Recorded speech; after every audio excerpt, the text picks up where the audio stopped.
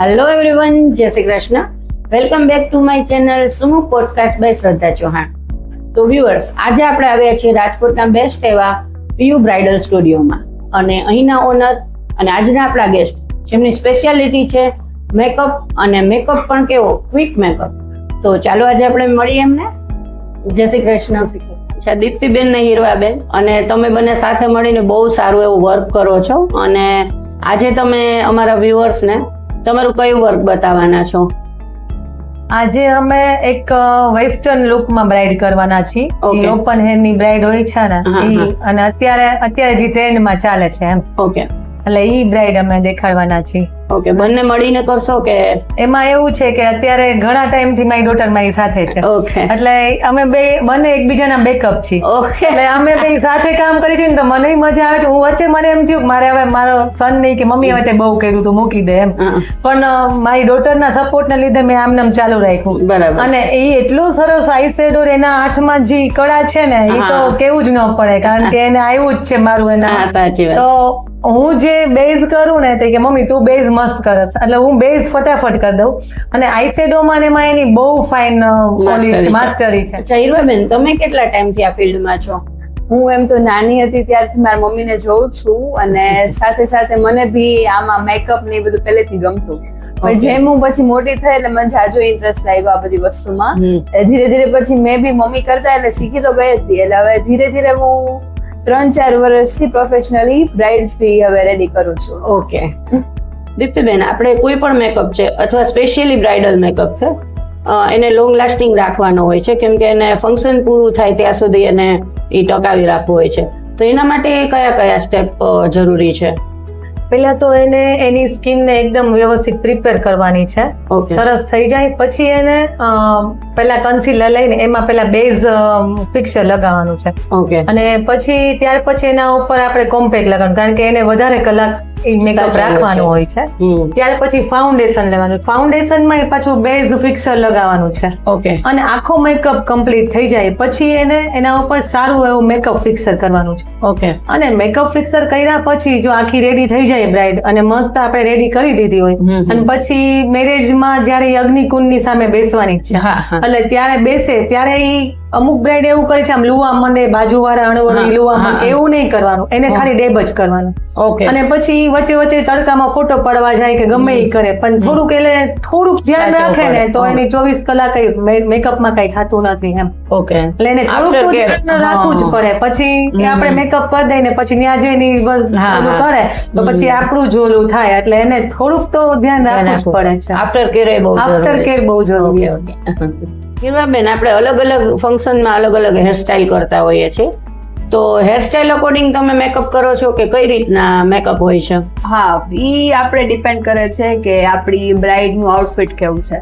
Bride ઘણી હોય છે તો ઈ વેસ્ટર્ન લુક ઘણાને જોઈ છે અને ઘણાને ટ્રેડિશનલ લુક જોઈ છે.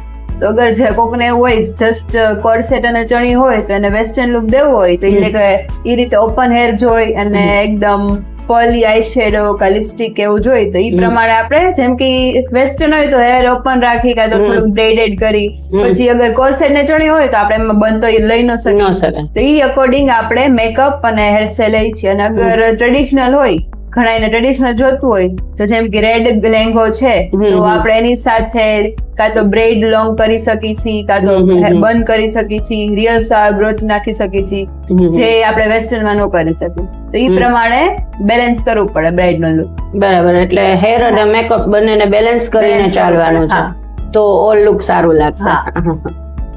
અચ્છા દીપ્તિબેન, ઘણી વાર એવું થાય છે કે બ્રાઇડ રેડી થઈ ગઈ અથવા તો સાઇડર છે ને રેડી થઈ ગયા, પછી એમને એવું લાગે કે મને વધારે બહુ ગ્લોસી લાગે છે તો મને થોડું મેટ કરી દો, અથવા ઘણી વાર એવું બને કે મેટ કરેલું હોય એમને અને પછી એમને થોડું ગ્લોસી જોતું હોય, તો લાસ્ટ મોમેન્ટ પર આપણે એવી કઈ પ્રોડક્ટ યુઝ કરવી કે જેથી આનો આખો લુક ચેન્જ થઈ શકે? એ લોકો અત્યારે બધી છોકરીઓ બધા જે તૈયાર થાય છે એ લોકોને ફોન લઈને આવે છે કે મને આવું જોઈ છે, કે ગ્લોસી મેકઅપ જોઈ છે, કે આપણે કરી દઈએ છીએ ગ્લોસી મેકઅપ સરસ, પણ પછી એમ કહે છે કે મને આ બહુ ગ્લોસી લાગે છે, મને થોડુંક મેટ લુક આપી દે. હા, તો એ થઈ જાય છે, એની ઉપર આપણે કોમ્પેક્ટ લગાવી દઈએ એટલે એ થોડુંક મેટ લુક આપી દે છે. ઓકે. અને પછી મેટ લુક હોય તો એ લોકો ઘણા એવું કહે છે કે મને હવે આ બહુ શાઇનિંગ જોઈ છે એમ. તો શાઇનિંગમાં એવું અત્યારે શાઇનિંગ સ્પ્રે આવે જ છે, મેકઅપ શાઇન સ્પ્રે આવે જ છે, એ લગાવી દો એટલે તમને ફાઇન શાઇન આવી જ જાય છે મેકઅપ. અચ્છા, તો આપણે લાસ્ટ ફિક્સર પછી એને યુઝ કરી શકીએ ને? કઈ લાસ્ટ મેકઅપ ફિક્સર માં આવી શકે. અચ્છા, ઓકે. તમે દરેક બ્રાઇડ ના જ્યારે મેકઅપ કરો છો તો દરેકને કોન્ટોરિંગ હાઇલાઇટિંગ આપો છો કે ફેસ શેપ પ્રમાણે કરો છો? નહીં, બધાને કોન્ટુર સારું નથી લાગતું. જેમ કે કોઈ ચબી બ્રાઇડ હોય તો એને ફેસ કટ જોતું હોય, એમ કે છે કે મને ડબલ ચીન છે તો મને થોડુંક ઈ નો દેખાય એવું કરી દો. કોકનું નોઝ એવું હોય તો મને નોઝ શેપમાં જોઈ છે, કા ફેસ કટ જોઈ છે. તો એવી ચબી ચીક હોય તો એને આપણે ચીક ઉપર કા તો જો લાઈન પર નોઝ ઉપર કોન્ટુર કરી શકીએ. બટ હવે વેરેઝ આપણે જે પતલી છોકરીઓ હોય તો એ લોકોને ઓલરેડી ફેસ બી પતલું હોય છે, તો એને કોન્ટુર આપણે કરીએ તો જાજુ ફેસ સ્લિમ લાગે છે, જેથી પછી સારું ન લાગે.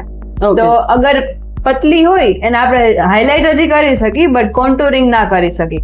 અને વેરેઝ અગર ફેસ એકદમ રાઉન્ડ હોય તો એને આપણે કોન્ટુર પ્લસ હાઇલાઇટ કરી શકીએ છીએ, તો એ બેલેન્સ થઈ જાય છે. અચ્છા, એટલે બાકી પતલી છોકરી છે તો તમે એને બ્રોન્ઝર અથવા બ્લશર કરો છો તો એનાથી આપણે અગર પતલી હોય, અગર એમ કે મને થોડું કોન્ટુરિંગ કરવું છે તો આપણે એને નોઝ ઉપર કે એમ હજી કરી દઈ શકીએ છીએ. અને ચીક ઉપર એમ હોય કે થોડાક એને અલગ રીતે વેરિએશન શેપ આપી શકીએ છીએ, બટ એકદમ થીન લુક નથી કરી શકતા. થીન લુક નહીં દેવાનો, એ રીતે આપણે કોન્ટુરિંગ કરવાનું અગર જો પતલી છોકરી કે તો.